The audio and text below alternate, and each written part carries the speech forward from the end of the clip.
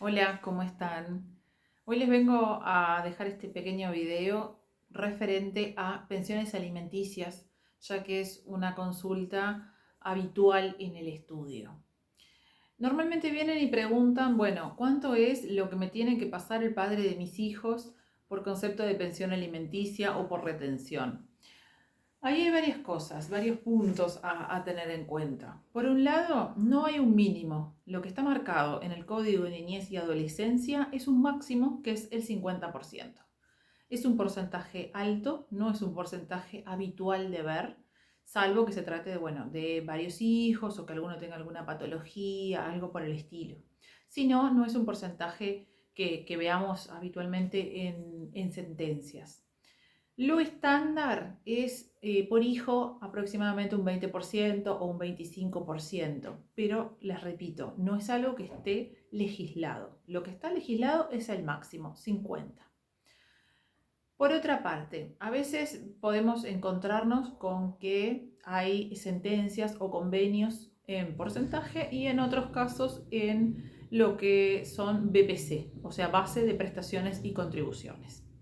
Para este año 2022, una BPC está a 5.170 pesos. La particularidad de la BPC es que sube en cada enero. Es una forma de mantener actualizado, digamos, ese monto. ¿Cuándo optamos por BPC? Cuando el obligado principal, por ejemplo, el papá de los hijos, no tiene aportes a la seguridad social. Puede ser que no trabaje o que trabaje en negro, como habitualmente se dice.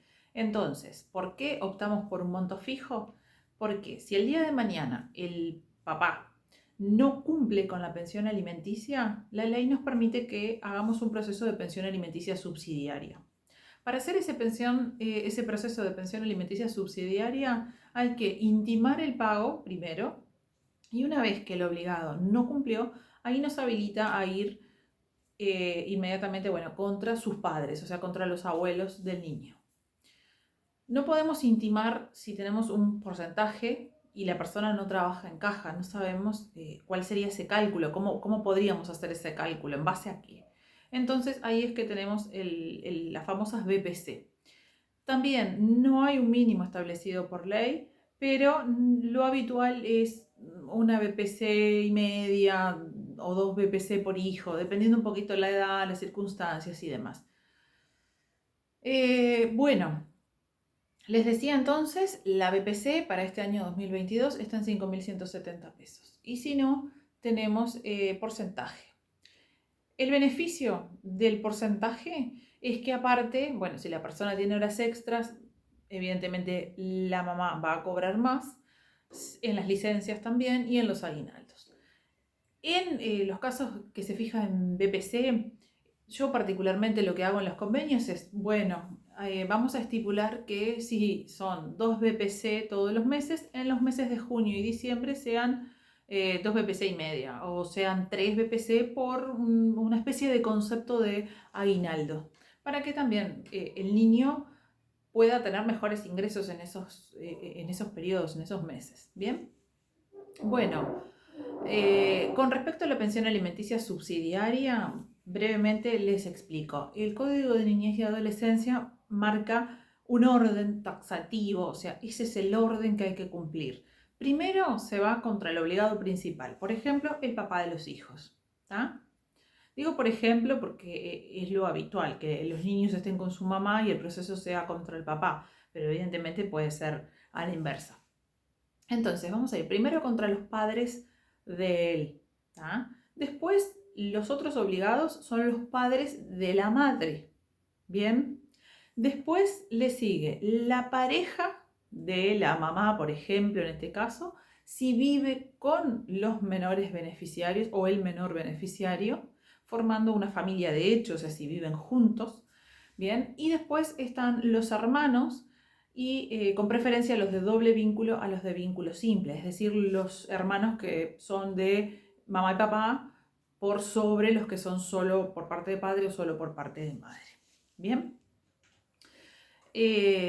entonces tenemos que la pensión es en porcentaje o en BPC, dependiendo si tiene aportes a la seguridad social o no el obligado principal. y para hacer la pensión alimenticia subsidiaria hay que intimar el pago primero y una vez que no cumplió, ahí nos habilita a hacer el proceso. Otra cosa importante tiene que ver con el descuento. Ese descuento o esa retención, ¿sí?, va a ser sobre el líquido. Y el líquido es el bruto o el nominal menos los descuentos legales. Es decir, tenemos el nominal, se le descuenta primero para, por ejemplo, el 15% para DPS, o sea, para los aportes de la seguridad social del obligado principal, luego el FONASA, luego el Fondo de Reconversión Laboral, que es un 0,125%, y luego el IRPF si corresponde, ¿tá? Si llega si supera el mínimo no imponible que marca la ley. Deducidos esos rubros o esos descuentos, inmediatamente viene la pensión alimenticia. Si la persona tiene préstamos, no importa. Primero va a estar la pensión alimenticia y va a desplazar esos préstamos.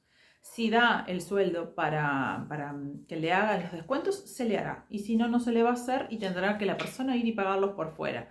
Pero primero va a estar la pensión alimenticia. Lo mismo si tenía, por ejemplo, garantías de alquiler, ANDA o Contaduría General de la Nación. Primero va a estar la pensión alimenticia, o sea, van a estar los descuentos legales, como le dije, y luego va a estar la pensión. Después vendrá el tema del alquiler. Lo mismo, si no cubre con el sueldo o con el salario, bueno, la persona tendrá que ir y pagar por fuera, pero primero va a estar la pensión alimenticia. Bueno, traté de explicarles brevemente, espero que esto les haya sido útil. Cualquier consulta, estoy a las órdenes. Dejo mi teléfono al pie de este video. Soy la doctora y escribana Valeria Leone. Que pasen bien.